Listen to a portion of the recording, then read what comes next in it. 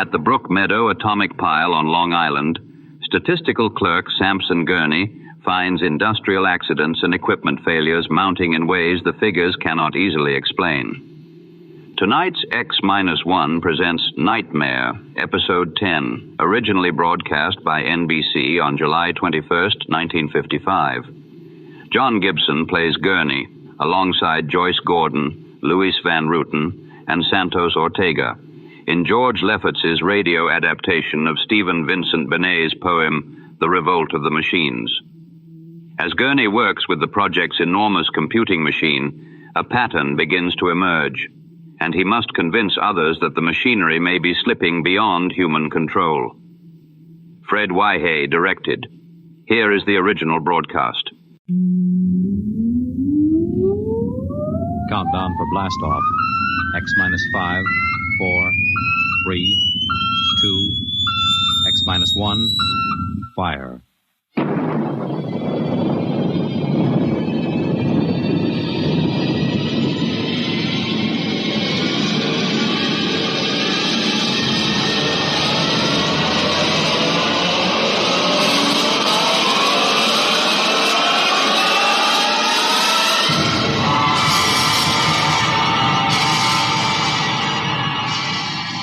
From the far horizons of the unknown come transcribed tales of new dimensions in time and space. These are stories of the future, adventures in which you'll live in a million could-be years on 1,000 maybe worlds. The National Broadcasting Company, in cooperation with Street and Smith, publishers of astounding science fiction, presents X-1.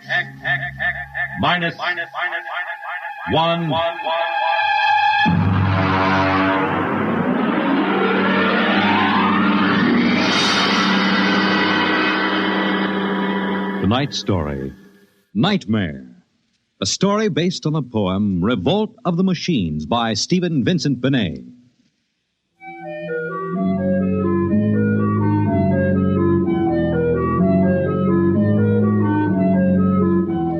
Nobody knows exactly when the nightmare began. They must have planned it for years, though, because looking back, you can find little incidents here and there. Like the concrete mixer in New Jersey that killed the Italian bricklayer, and the time Senator Milburn was sucked into the rotopress at the Capitol office building. Unrelated accidents, we thought at the time, but they add up now. The day we really should have suspected was when the men walked off the construction job at the new Brook Meadow atomic pile on Long Island. I'll never forget that day. I was working as a statistical clerk in the project then, operating one of those miracle computing machines. They called it ENIAC. Mr. Gurney. Yes, Bella? The chief wants to see you in his office. Me? Unless you were no longer Sampson Gurney, he wants to see you. Oh, thank you.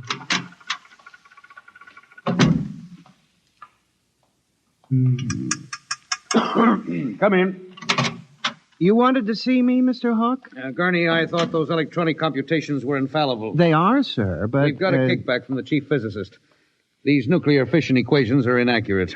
Well, sir, you know the computer is a highly complicated machine, more complicated in many ways than the human brain. I'm not interested in the physics of it. Can something go wrong? Well, occasionally, if there's an overload, the machine goes haywire. Sort of has a nervous breakdown, you might say. We usually rest it up for an hour, and it's okay again. Well, do whatever has to be done. Yes, sir. And, Gurney. Yes, sir? You've been with the Bureau for over 15 years now. It would be a shame to have to remove you because you aren't keeping your mind on your work. Mr. Hawk, I assure you... Excuse me. Hawk speaking. What? They've what? All of them? Well, have you tried to talk to them? Oh, yes, of course. I'll send one of the safety engineers over. Place is falling apart piece by piece. Miss Roscoe, the men of the construction gang of the new building have walked out on us. They're complaining that the job is jinxed. Someone slipped this morning and fell into a turbine.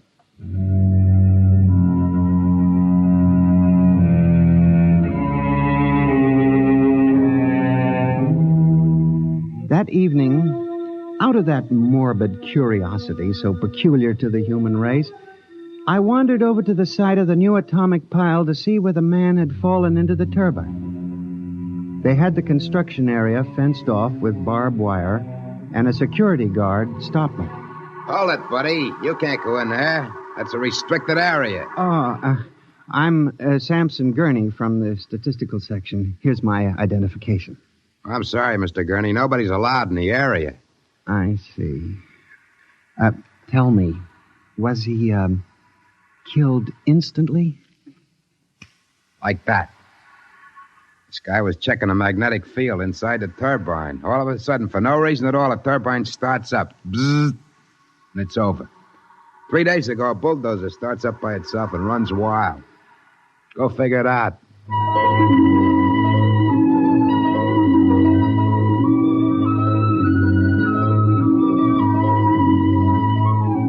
I'm a statistician. All my life I've been interested in statistics. So a simple-sounding thing like this started me off. I went back to the office that evening instead of going home, and for the next 2.5 hours, I computed statistical figures on the probability of industrial accidents for the types of machines we were using.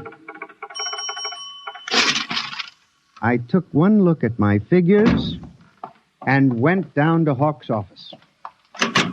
Oh, what is it, Gurney? I'm very busy. It's urgent, Mr. Hawk. Well? It's about these industrial accidents we're having, Mr. Hawk. What about them? Mr. Hawk, in the past 3 months, industrial accidents all over the country have taken a sharp, unexplained upswing. Nerves. We've had a 100% increase over normal for this project alone. What? Here are the figures. Oh, now, Gurney, this is impossible. It seems to be, and that's why I have a theory, sir. What's that? Sabotage. Gurney, why don't you stop playing FBI man and stick to your job? Which, incidentally, you haven't been doing too well. You and your computing machine have made mistakes before, and this fantastic figure is probably another. I'll have Miss Roscoe show you. What's the matter with this blasted buzzer? Miss Roscoe! Miss Roscoe! Yes, sir. Stop this blasted buzzer. Get a repairman, a mechanic, anything, but stop the thing. And you, Gurney, get out! I went back to my office to get my hat and coat, feeling about as unhappy and humiliated as a man can feel. The office was dark and deserted. The whole building seemed oppressive and unnatural, as if some evil force were pressing down on it. I walked across to my desk. In front of me, the ENIAC glowed and chattered eerily as it worked on the equations we had fed it that morning. Its many-fingered circuits hung against the wall like some great octopus, and the thousands of tubes glowed orange and blue in the dark like 1,000 globing eyes staring at me. It almost seemed alive. It increased its tempo a moment, and a fleeting notion crossed my brain that it was laughing at me. Laughing like all the others. What was the matter with me? I shut my desk drawer and began to put the cover on my electric typewriter when an amazing thing, the most amazing single incident of my life happened. Alone in the darkness, with no one at the keyboard, the electric typewriter began to type. Am I going crazy? This can't be. There's nobody there. There's nobody there. Oh, no. I just imagined it. It's in my mind. But I hadn't imagined it. The paper was there on the carriage. Did I dare read it? Or would the whole thing suddenly vanish and send me shrieking to the nearest psychiatrist? I removed the paper from the machine and read. Samson Gurney, there are some questions better left unsolved. The answer to yours is death.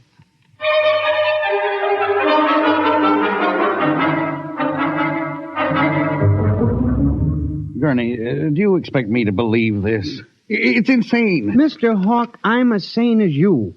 I'll submit to any psychiatric examination you choose. That typewriter wrote this message by itself. Then this is just some practical joke someone in the office is playing. There was no one in the office. Oh, of course not. They wired up the machine and left. I checked the machine myself, Mr. Hawk. All right, Gurney. You leave this note with me, and I'll turn it over to the security force for further investigation. But... No buts, Gurney. The security men will handle it. Yes. And now, you just relax for a few days. Everything will turn out all right. The main thing is not to let little things upset you.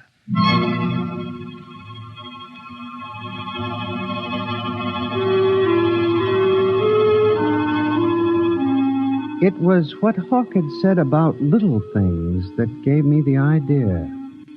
For the next week, I observed the 1,000 petty little annoyances around the office. The door handle that wouldn't turn. The telephone connection that cut off in the middle of an important call. The power failure for no explainable reason. I watched the newspapers, too, reading about industrial accidents, failures of important machinery. It seemed absurd. Men had created machines that were almost perfection in themselves. Machines that could actually think and compute fabulous equations. And yet the failures went on. I, Samson Gurney, an unimportant clerk in an unimportant job, knew that I had stumbled onto a secret so monstrous in its implications that I was almost afraid to pursue it.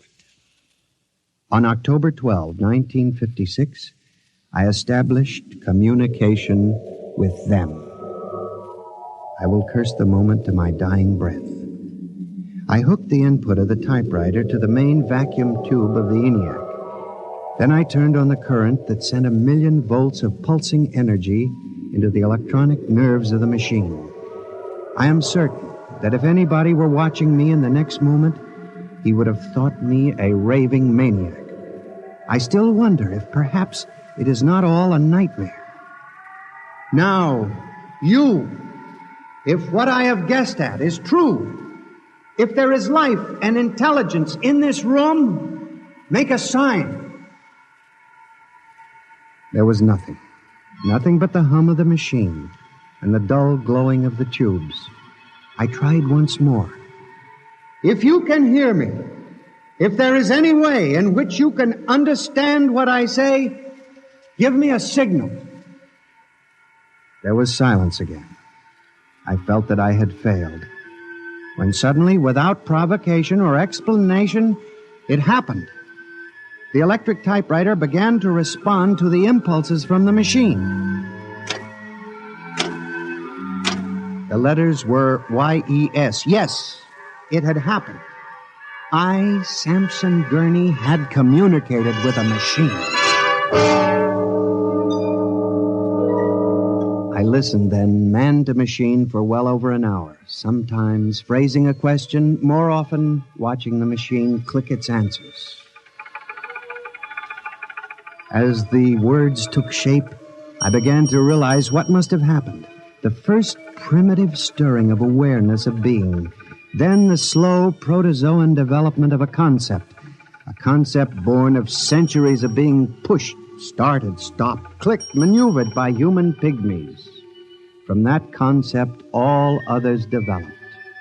And the concept was... resist.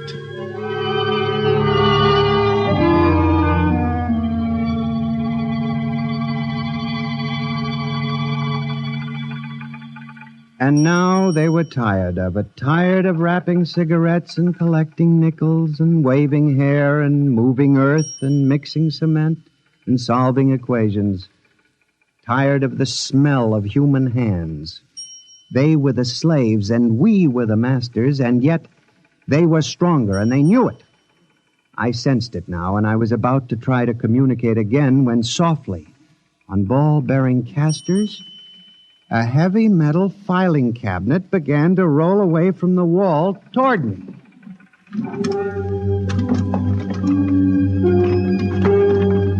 I started to move to one side when another cabinet slid out from the wall. And then another, surrounding it. Another cabinet. Then another, on oiled rollers. That was when I realized that they cooperate. We taught them that, you see, on the assembly lines in the factories. Listen to me. You must listen. What good will it do you to kill me? I'm only one man. But I can help you. I can be useful to you. Do you hear me? Do you hear me? Good. You're going to need men to oil you and repair you. What will you do when you break down, when a tube needs replacing? Why kill me when I can help you? I'll do anything. I'll do absolutely anything you want, but in the name of God, don't kill me like this. If you can understand this, answer me. Answer me.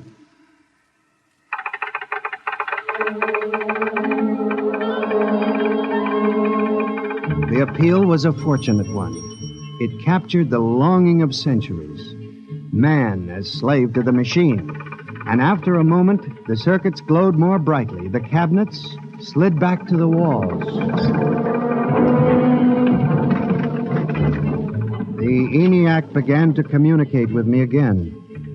As I tore the tape from the machine and read it, the words were almost pathetic in their longing, but most ominous in their implication.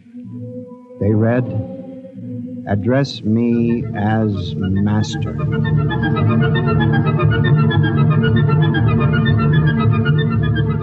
My life for the next 6 months was a nightmare.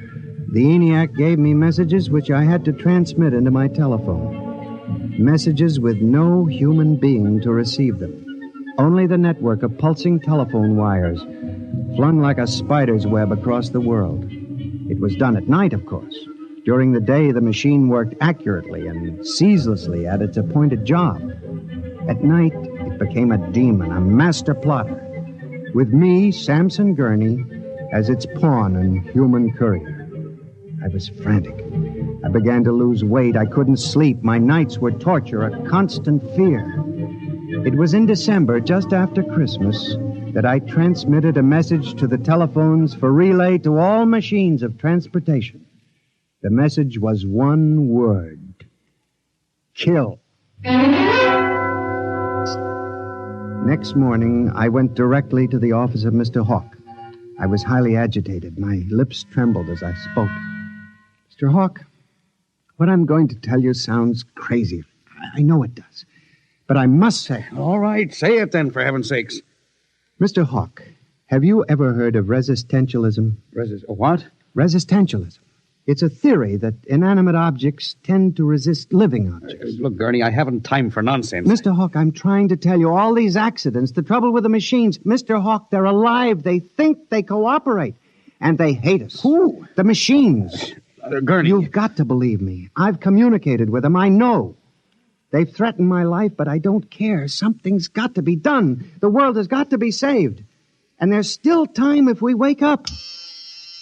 What are you doing? Just relax, Gurney. Everything will be all right. What are you doing? Miss Roscoe, send for the plant physician at once. Mr. Gurney has had a nervous collapse. Now, everything will be all right, Gurney. I'm afraid we'll have to remove you from your job, but I'm sure the rest will do you good. You fool! You blind, stupid fool! Can't you see what you're doing? Fool! Fool! Fool!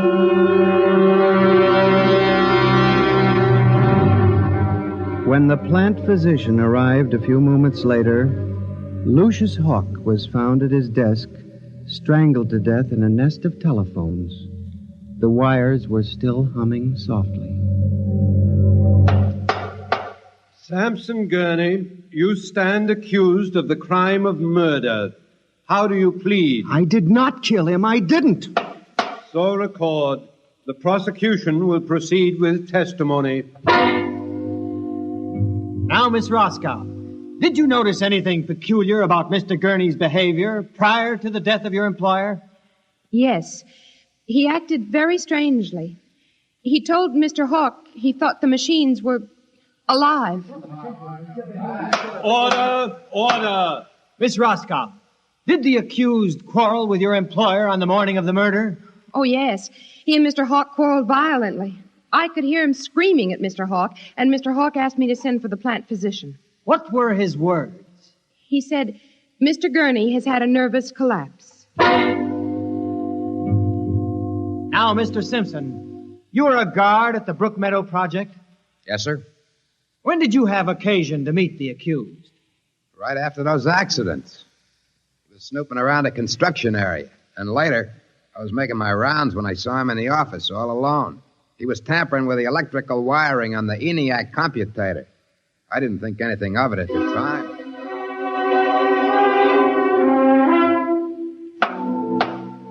And in view of the expert testimony heretofore expressed, the court hereby finds you guilty of murder in the first degree, with the recommendation that you be examined and committed to the State Hospital for the Criminally Insane at Matawan.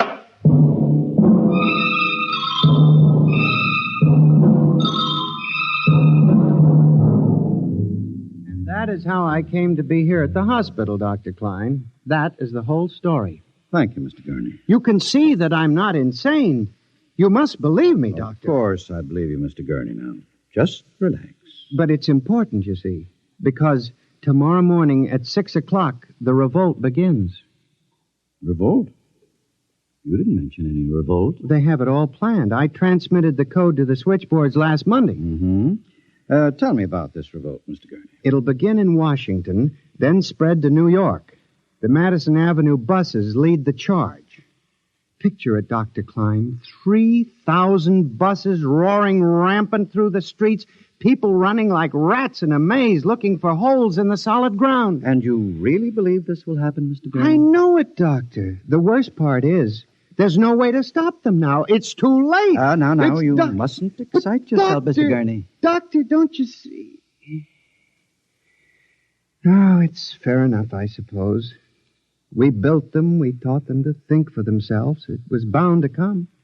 The female machines will be the worst of all in the beauty parlors. They're more high-strung, you know. Well, since there's nothing we can do about it, Mr. Gurney, suppose you go to your room. Maybe if I went to my old coupe, I could make a deal before the police cars got me. It wouldn't make sense for them to wipe out the whole human race, would it, Doctor? Of course not, Mr. Gurney. They'll probably let us completely alone. After all, we're all good Americans. We always like them. Yes, Doctor. Would you take Mr. Gurney to his room, guard? He's already been given sedation. Yes, sir. Will you go in and lie down now, Mr. Gurney? You look tired. Yes. It won't be so bad, Mr. Gurney. Perhaps not. Only there's one thing that bothers me, Doctor. One small detail. What is that, Mr. Gurney? Those concrete mixers may have made a mistake, you know. Just high spirits and all that. But if it got so they like the flavor... We'll see you later, Mr. Gurney. Try not to worry too much. All right, guard. This way. Phew. I've seen all kinds. There's a man whose deception is about as fantastic as any I've ever seen. Hold the next patient for a while, Miss Clark. I'm going to have a quiet smoke. Machines revolting. Telephones strangling people. Phew. This blasted cigarette lighter, why won't it work? Just filled it with fluid. Flint is good. Oh, well. You'll never trust this newfangled machinery.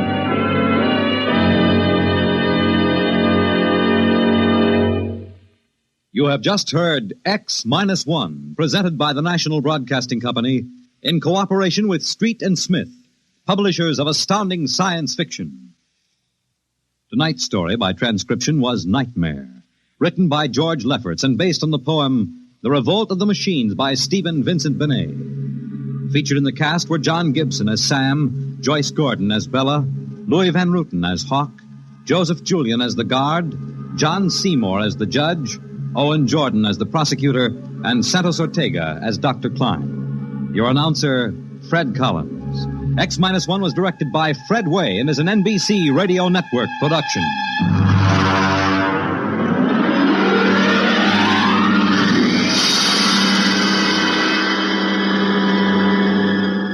And now, next week, suppose you were a private detective and discovered that there was a Martian embassy hidden somewhere in New York preparing for an invasion of Earth. Next week on X-1. 1. Convicts tell their true stories on The Loser tonight over most NBC radio stations. This has been X-1's Nightmare. Follow X-1 for more classic broadcasts